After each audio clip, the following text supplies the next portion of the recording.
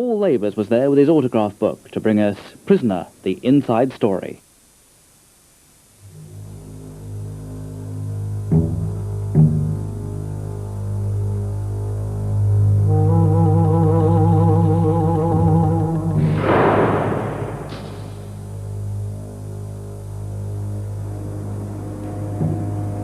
Take an Australian drama series, started in 1979, set it in a woman's prison.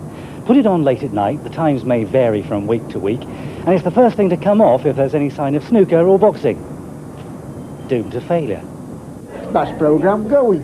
Why? I don't know why I like it, I just do. I don't know, I just watched it and that was it. But you'd be wrong, because Prisoner's Cell Block 8 has been one of the great success stories of night time, and that's why I'm here. No, I'm not in Wentworth Prison, this is Derby Playhouse. And I'm here to meet the one and only Bea Smith, otherwise known as actress Val Lehman.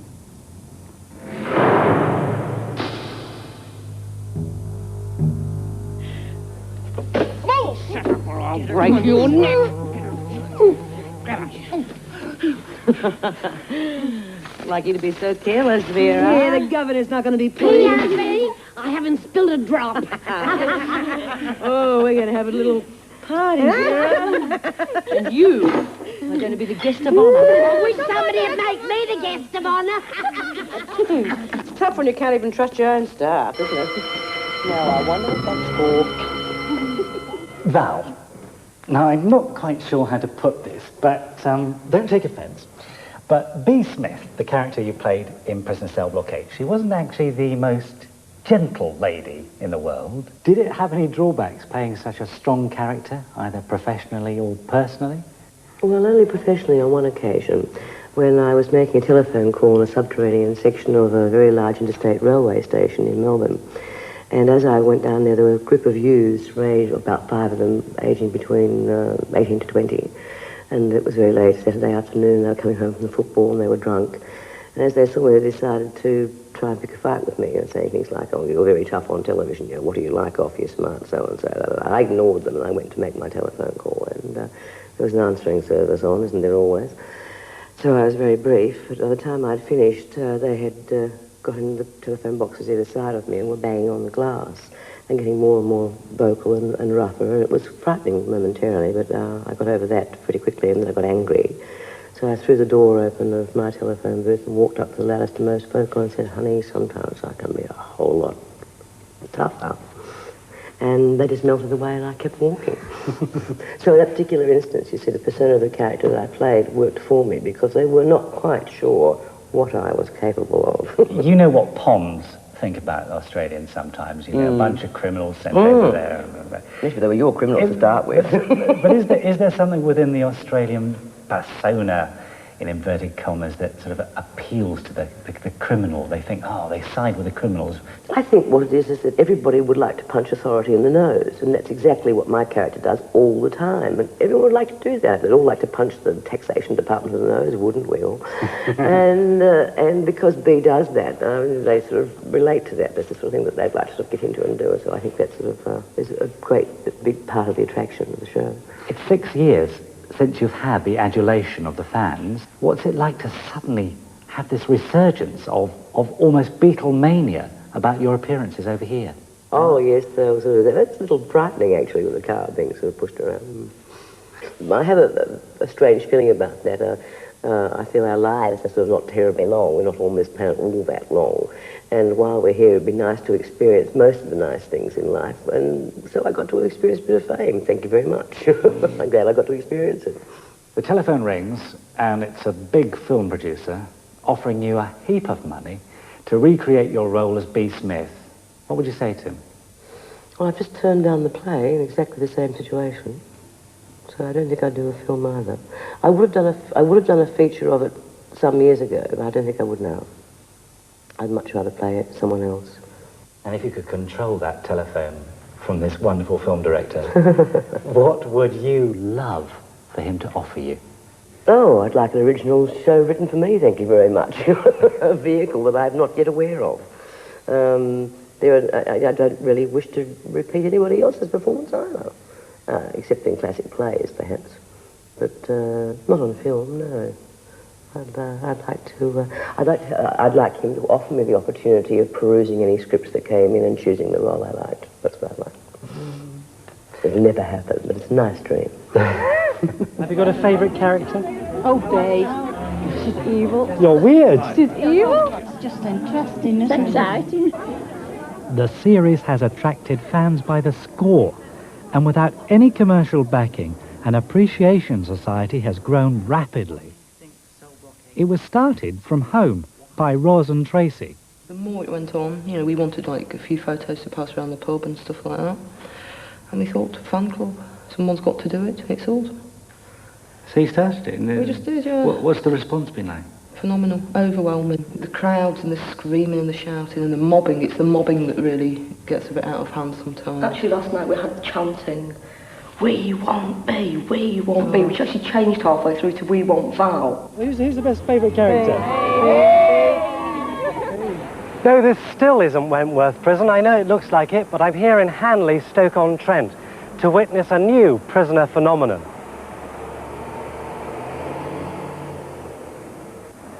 This is the first time that an Australian television drama series has led to this, a theatre play, and it gives us a great chance to meet more of the cast. Come with me.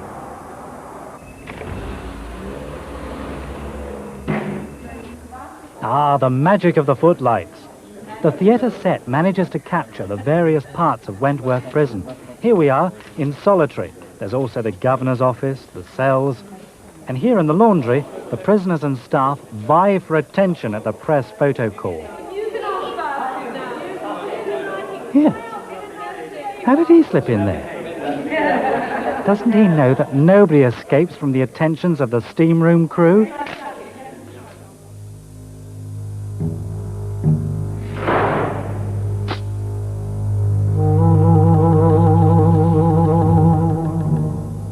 Patsy. Yes. Oh, can I call you Mrs. Davidson? Whatever you like. Oh, it's a thrill. But welcome to Wentworth. Thank you very much. It's a lot different than I expected. Yes, it is rather. There's not as many walls or gates. When you were in Cell Block H, how long were you with the show? From the very first episode, we started recording in October 78, but went to air in 79, until I was on air until 1984, but I had actually left the series by then because we were about 6 months ahead. And an awful lot happened to you. Just about everything, yes. She resigned twice, she was sacked twice. There were family traumas. Her husband was left in a restaurant. They did have dinner one night and he's still there covered in cobwebs. Her niece came in as a drug addict. She had a romance that didn't work out, and she was always having trouble with the department. And she was kidnapped, wasn't she?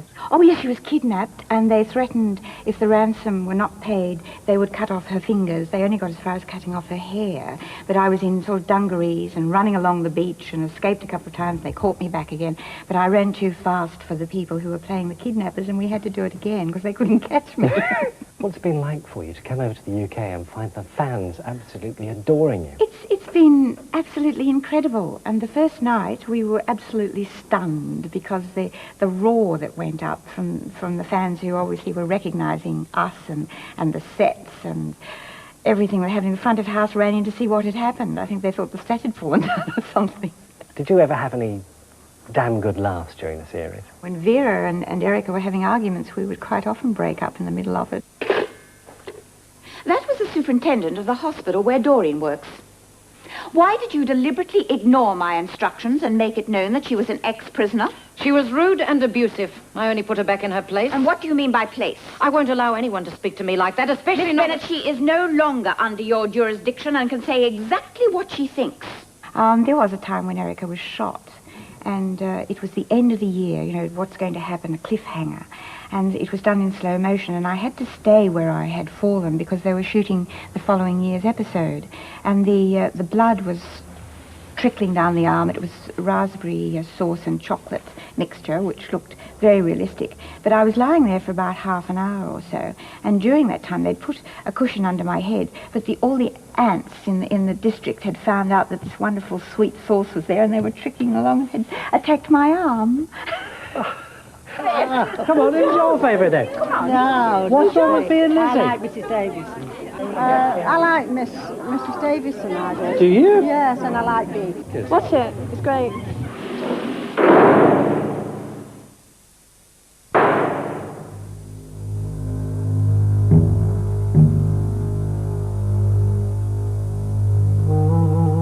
Glenda, you played a prisoner, Rita, Rita, yeah. in the last 2 years of cell blockade, didn't you? That's right. In the last 15 months of it, I was actually in the cast that was told that the show was going to be finished. And so they finished. I was extraordinarily lucky to be playing the character of the top dog at that time. And so they organised the end of the series around the conflict between my character and the freak. So I had some fabulous things to play at the end. And would you go back if the show started to air again on television, if they wanted to make a remake? Would you go back into it? Look, I honestly don't think they will do that, because the show had 8 years, 8.5 years or something, and so, you know, if you think you've still got another 6 years of episodes to go, and I think people had really done every storyline that their imaginations could possibly conceive of, and then some. And I really think that it had done its run. And the good thing about the show finishing when it did was that it went out on a high. It went out on a really strong, everyone was very happy with it, and it didn't sort of just peter away. And I don't think that Prisoner would come back, not as such. Have you got any theories as to its popularity? Why is it such a cult success? Yeah, well, I've often been asked this, and I've had lots of theories, but I think that really what people just adore about it is that it has an element of the outrageous in it. It really is it's true, and it's outrageous that we do it, and I think it's outrageous that people watch it. I think it appeals to all sorts of things that's excessive and obsessive and extreme and all the things in everyday life we go along and think, oh, well, you know, I won't do that, or no, I better not do that. People will think I'm crazy, or they'll think I'm obscene, or they'll think I'm ordinary. And here we are in the show, and we say, yes, I am going to have a fight if I want to fight. I'm not going to put up with this. And there's this amazing energy that happens in the show, this sort of extremity of behaviour, which people in their living rooms just adore to watch. And it's like nothing else ever before. Sounds like it was very therapeutic for you to be in it as well. Look, it was everything for me. I was exhausted, I was stretched to my absolute limit, but I had the most wonderful character, the most fabulous cast to work with. I'm not joking, I made some lifelong friends in that show. And it was something about the pressure, and anybody who does 2 hours of television a week will tell you, of having to get your absolute best out, given what you had on the floor with those people, and your commitment to everyone. I mean, everyone that's involved in the show, from the stage floor sweeper to the director, you know, everyone had to pull together to make this thing happen.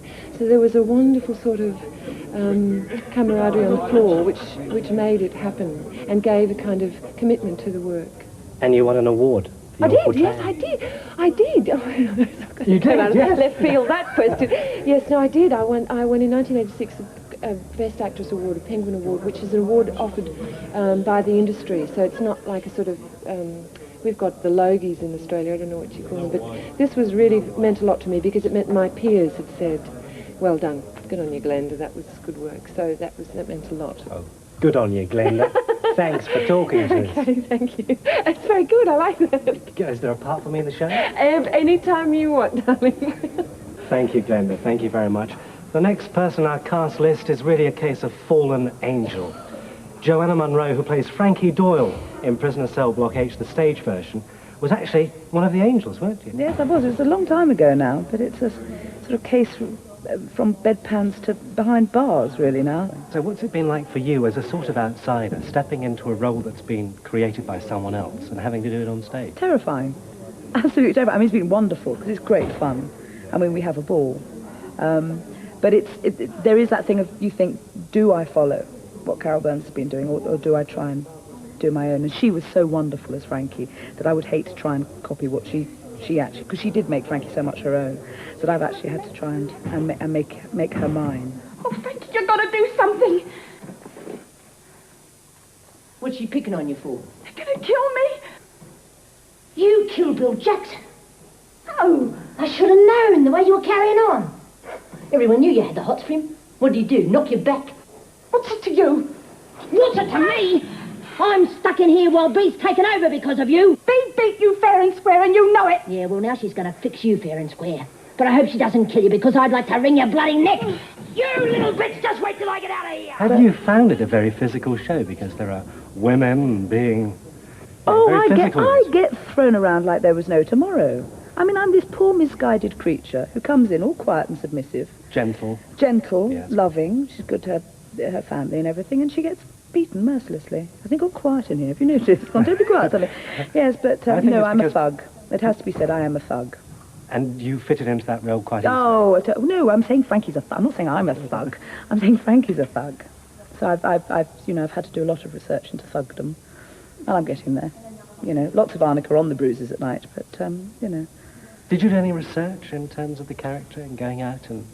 Did I get myself locked up for a couple of months? No, Paul, no, I didn't. No, I mean, I watched the programme avidly. I mean, I am a true devotee of the series. You are? Oh, I love it. I love it, you see. So this was great. When this came out, I said, fair dinkum, I'll be there. Well, actually, I said, fair dinkum, I'll be there. But, no, because I have been a great fan. So it was wonderful to get the chance to actually do the stage. And so it's made a big influence on your life, this show? Yeah. No, well, I mean, the great thing is doing a show like this, which the audiences are loving.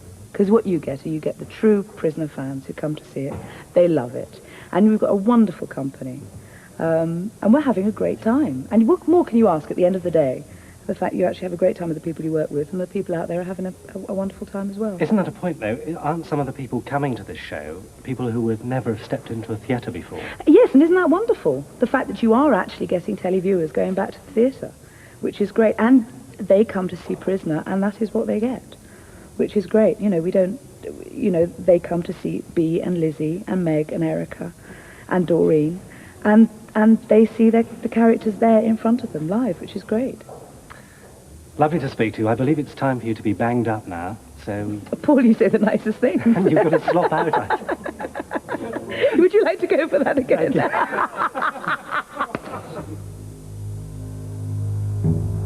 To find out who's the favourite warder in cell block H needs no identity card. She shines out bright as a button. It's good. It's a good programme. Who's your favourite then in it? Meg. Meg? Yeah, she's lovely, isn't she? Meg Jackson. Meg Jackson. She's nice. Everybody's favourite. Meg. Why? Because she thinks she's dead nice, and Joan, I don't like her. Meg. Why? She's so down to earth. She's great.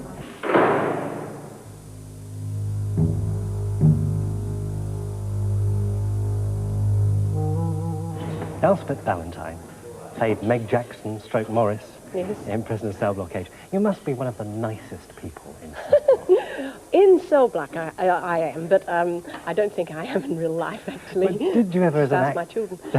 Didn't you ever, as an actress, scream to play a criminal, someone who was nasty and could get away with something? Being there like them? Yeah. Well, actually, you obviously haven't seen it yet, but one day, I don't know what year it was when I was doing Prisoner, I had this scene where I had to go to court and give a character reference to somebody else, and the judge asked me certain questions about one of these prisoners, and I perjured myself, and he said, for that you will go inside. So there is a couple of weeks of Prisoner where I'm actually inside behind bars myself in the prison uniform, and went behind bars. Now, it was all great fun, and it was very interesting to do it from their point of view. However, I think I've had really a very exciting life as Meg. I mean, she's awfully nice, but on the other hand, she's been through some terrible times. I mean, as you know, she lost her first husband. He had, unfortunately, a pair of scissors punctured him. Yeah. And she has been kidnapped. I've been in a bomb blast. I survived beautifully. I sailed up and down the air and came and landed very nearly all together. And I've been held at gunpoint. I've been shot at. Get down! Get down!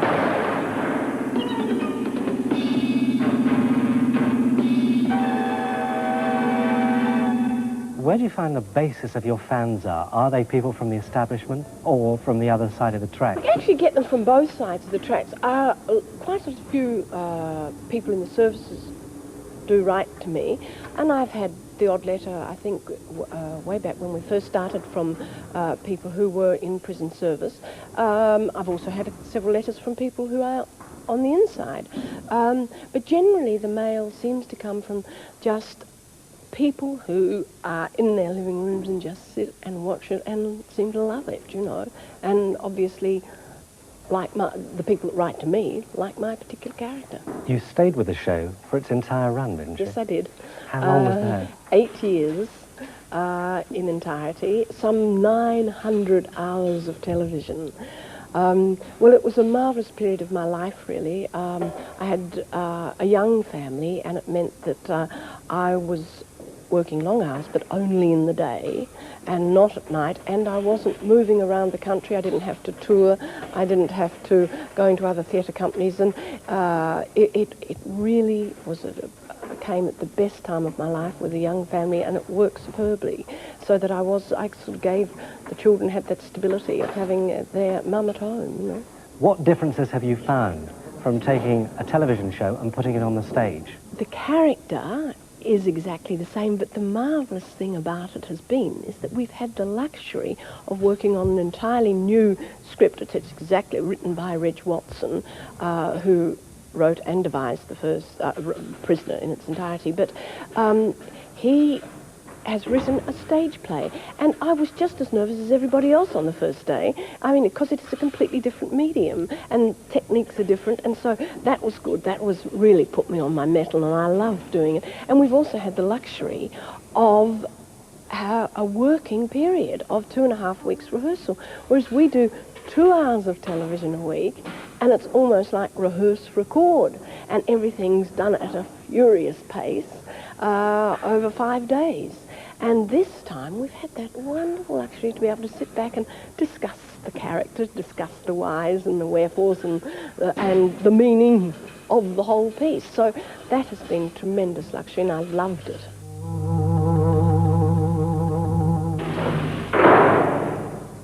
As we've seen, prisoner cell blockage fever is sweeping the country. But it doesn't matter how you watch it, with your tongue in your cheek, through gritted teeth, stifling a belly laugh, in tears, or on the edge of your seat, gripped by the drama of it all. What does it matter as long as you enjoy it? You also seem to enjoy the theme tune from the show, sung by Lynn Hamilton. Well, it reached number 3 in the charts. And that's what we're going to hear now as the sun sets on Wentworth Prison, and it's time for us to be banged up for the night. He used to give me roses. I wish he could again. But that was on the outside, and things were different then.